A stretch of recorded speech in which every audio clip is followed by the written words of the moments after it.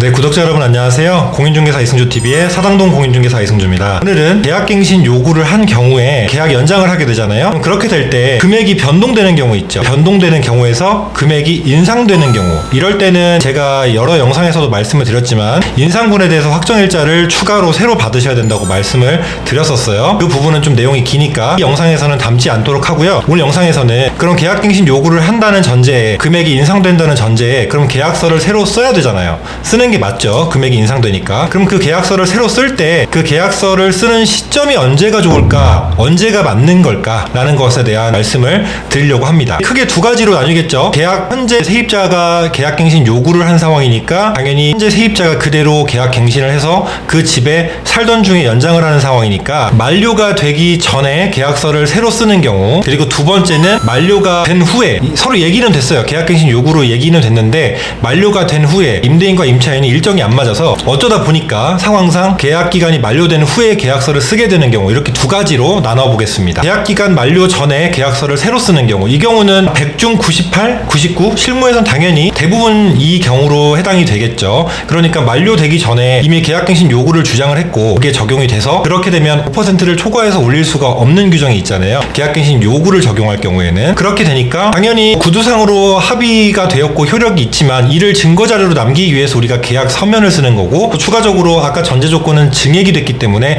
이 증액 부분에 대한 확정일자를 받기 위해서 계약서라는 서면이 필요하다라고 말씀을 드렸는데요. 그리고 추가적으로 이 계약 서면을 통해서 우리가 분쟁의 소지를 예방하고 또 분쟁이 생겼을 때 가장 강력하고 확실한 증거자료가 되기 때문에 서면을 작성하는 거잖아요. 이럴 경우에는 사실 유의사항 한 가지 말고는 크게 문제될 게 없어요. 만약에 계약갱신 요구를 6에서 2개월 전까지 해야 되니까 계약서를 한 만기 3개월 전쯤에 썼어요. 언제 썼든지 간에 당연히 계약 만료된 날, 그날 기점으로 이제 새로 갱신을 하는 거니까 그때부터 2년을 적용을 해서 계약서를 쓰면 돼요. 계약서 쓰는 날짜는 3개월 전이든 4개월 전이든 미리 계약을 해서 연장을 하기로 한 거니까 그 날짜로 쓰면 되는데요. 계약 기간이 중요한 거예요. 계약 기간은 말 그대로 임대차 기간을 2년을 연장한 거니까 기존의 집에 만료되는 날짜부터 해서 2년을 연장시키면 되는 거고, 계약서 쓰는 날짜는 당연히 만료 전이니까 그 날짜를 준해서 확정일자를 받으면서 우리가 임대차 신고를 30일 이내 해야 되죠. 주택임대차보호법상 전월세 신고제가 이제 임대차 3법 추가된 것 중에 하나니까요. 그러면 전월세 신고를 하기 위해서 30일 이내로 확정일자 겸 임대차 신고를 하러 가시는, 그것만 하시면 돼요. 따로 내용이 복잡하거나 어려운 건 없어요. 너무나 흔하고 당연히 그렇게 해야 되는 일들이니까요. 이제 문제는 아까 말씀드린, 그러면 계약갱신 요구 오케이 됐고 전화든 문자든 양 당사자가 얘기를 했으니까 오케이가 된 걸 거잖아요. 눈빛 교환으로 서로 얘기가 될 일은 없잖아요. 아까 서두에 설명드린 대로 계약서라는 서면이 필요하니까 그러면 계약서를 써야 되는데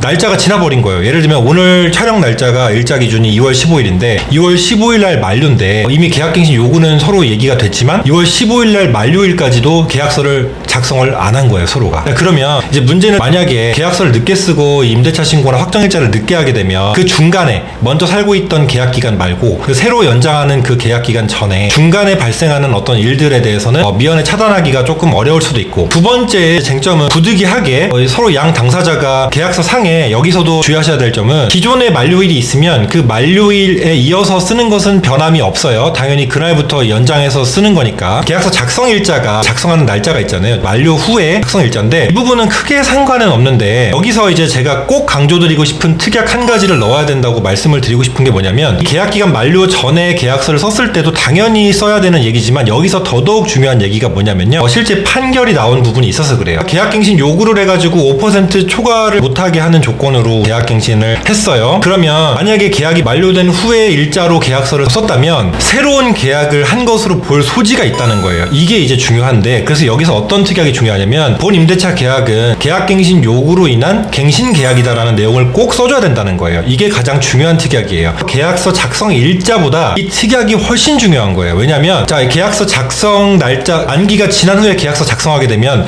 새로운 계약의 소지로 볼 수가 있는 소지가 분명히 다분하잖아요. 그렇기 때문에 이 특약을 꼭 넣어주지 않으면, 만약에 새로운 계약으로 그냥 신규 동일한 세입자의 대항력과 확정일자를 갖추고 있는 상황일지라도 말 그대로 계약갱신 요구를 안 해서 임대인은 5% 초과해서 인상을 할 수가 있죠. 이제 계약갱신 요구를 한 상황이 아니니까. 새로운 세입자나 혹은 새로운 계약은 시세에 준해서 할 수가 있잖아요. 물론 임대사업자, 주택임대사업자가 아니라면 말이죠. 주택임대사업자면 세입자가 바뀌어도 무조건 5% 규정이 적용을 받지만요. 그렇다면 여기서 만약에 이 특약을 넣지 않는다면 새로운 계약이 되니까 만기 전에 임차인이 언제든지 해지 통고해서 3개월 후에 효력이 발생할 수 있다는 그런 묵시적 갱신과 계약갱신 요구권의 로직이 적용이 되지가 않아요. 무슨 말이냐? 새로운 계약으로 보니까 계약갱신 요구를 한 게 아니니까 최초에 2년 계약을 했다면 이 2년 계약 내에 만약에 임차인이 나간다고 통지를 하면 위약을 하는 거예요. 위약을.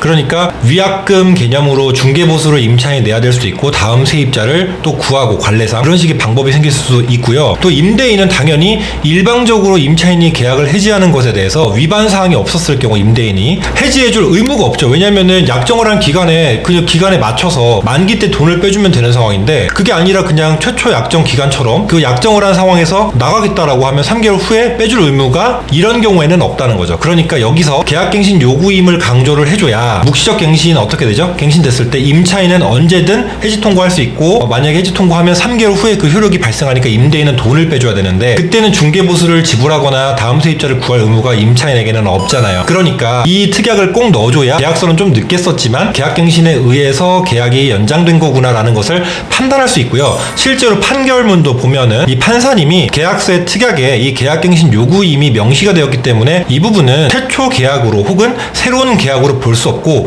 기존의 임차인이 계약을 연장한 것이 명백하므로 임차인이 해지 통고를 했을 때 3개월 후에 효력이 발생하는 것이 맞다라고 인정을 했습니다. 계약서 특약이 굉장히 중요하고요. 또 부동산에서 특약이 양 당사자 간 특별 약정한 사항이기 때문에요. 그 부분이 주안으로 보겠죠. 한마디로 이 특약 한 줄이 정말 중요한 요소가 될 수 있다는 점입니다. 그러니까 요지는 계약서 작성 부득이 작성 일자가 좀 늦을 수도 있는 거예요. 근데 일반적으로는 당연히 본인이 의식주 중에 가장 중요하고 가장 큰 돈이 들어가는 주인데 주를 계약갱신 요구를 한 상태에서 증액이 되는데 금액이 보증금도 당연히 만료일이 되면 연장할 때 그날에 맞춰서 증액분에 대해서 이체를 할 텐데 그리고 계약 기간도 그때부터 2년이 연장이 될 텐데 계약서를 미리 안 써놓는 건 어떻게 보면은 아무리 바빠도 성의의 문제로 보일 수 있겠지만 그 부분 다 차치하고 진짜 늦게 쓰는 경우를 가정을 했을 때 그럴 때 이 특약이 더더욱 중요하다는 거예요. 그렇다고 여러분들이 또 간과하시면 안 되는 게 그때 계약서를 미리 썼다고 해도 계약갱신 요구로 인한 연장 계약서임을 분명히 명시하셔야 되는 부분은 당연히 맞습니다. 날짜가 언제 쓰든지 간에. 하지만 이제 날짜가 지나고 나서 쓰면 새로운 계약으로 볼 수 있고 혹은 그냥 임의적으로 계약갱신 요구가 아닌 임의적인 양 당사자 합의로 인한 재계약으로 볼 수 있을 소지가 매우 크기 때문에 임차인으로서 3개월 후에 해지 통고 효력의 주장이나 임대차 기간 중에 아무 때나 나간다고 말할 수 있는 그런 주장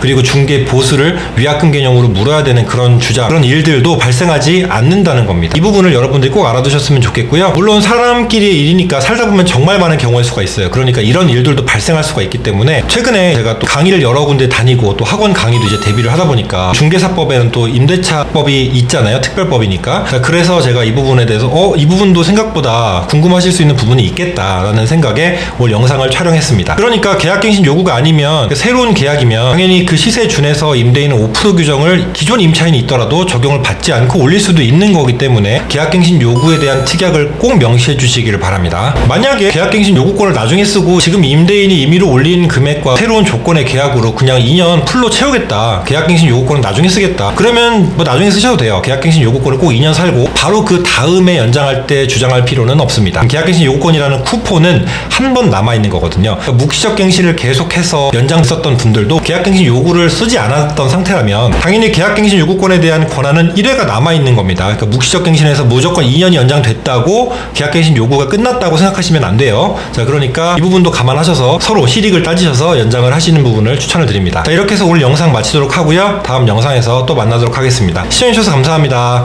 다음에 만나요.